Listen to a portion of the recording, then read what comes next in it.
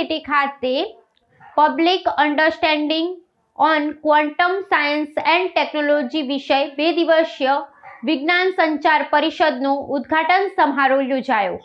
વિજ્ઞાન અને ટેકનોલોજી વિભાગના સચિવ પી. ભારતી અને ફિઝિકલ રિસર્ચ લેબોરેટરીના નિયામક અનિલ ભારદ્વાજે 2 દિવસીય વિજ્ઞાન સંચાર પરિષદનો પ્રારંભ કરાવ્યો હતો. ઉદ્ઘાટન સમારોહમાં ગુજકોસ્ટ ડિસેમ્બર ન્યૂઝલેટર ગુજકોસ્ટ ન્યૂઝનું અનાવરણ કરવામાં આવ્યું હતું તથા કોન્ફરન્સનું સોવેનિયર લોન્ચ કરવામાં આવ્યું હતું. ઉદ્ઘાટન બાદ પ્રથમ દિવસે ઇસરોના વૈજ્ઞાનિક સી.પી. શર્માનું મુખ્ય વ્યાખ્યાન અને લંડનથી પ્રો કાનનપુર કાયસ્થનું વર્ચ્યુઅલ પ્લેનરી સેશન યોજાયું હતું. આ સિવાય વિવિધ મહત્વના વિષયો પર પેનલ ડિસ્કશન અને એક્સપર્ટ ટોક સહિતના કાર્યક્રમ યોજાયા હતા. ફિઝિકલ રિસર્ચ લેબોરેટરીના નિયામક અનિલ ભારદ્વાજે ઉદ્ઘાટન સમારોહમાં જણાવ્યું હતું કે આ કોન્ફરન્સના ઉદ્દેશ ક્વોન્ટમ સાયન્સ વિશે પબ્લિકને કોમ્યુનિકેટ કરવાનો છે. આ એક અનોખી કોન્ફરન્સ છે. Quantum communication, quantum science, quantum computing, quantum મટીરિયોલોજી સહિતના વિષયો પર આ 2 દિવસીય કોન્ફરન્સમાં મહત્વની ચર્ચા વિચારણાઓ અને ચિંતન મનન કરવામાં આવનાર છે.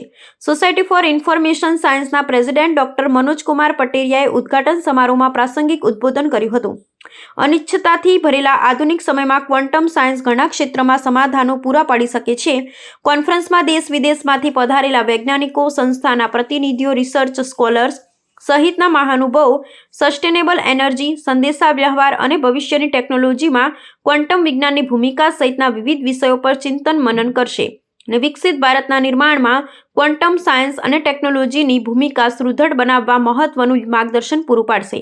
આ ક્વોન્ટમ વિજ્ઞાન સંચાર પરિષદના ઉદ્ઘાટન સમારોહમાં વિયેતનામ ઇન્સ્ટિટ્યૂટ ઓફ સાયન્સ ઇન્ફોર્મેશનના પ્રો એન્ટી લાન, નેપાળ એકેડેમી ઓફ એસ.એન્ડ.ટીના prof Anjana Singh, national institute of advanced studies બેંગલુરુના પ્રો એમ સાઈબાબા અને ગુજકોસ્ટના principal scientific officer doctor Poonav Bhargav ઉપસ્થિત રહ્યા હતા.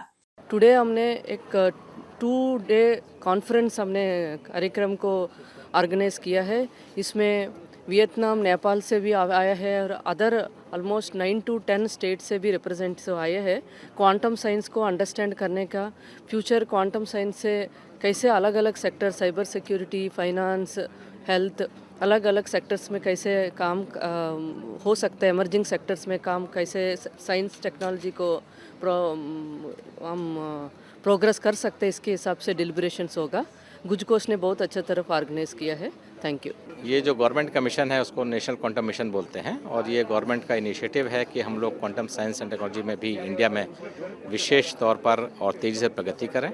इसमें अगर देखेंगे तो वर्ल्ड में जो डेवलपमेंट्स हो रहे हैं उसमें भारत में भी प्रगति बहुत तेज़ी से हो रही है.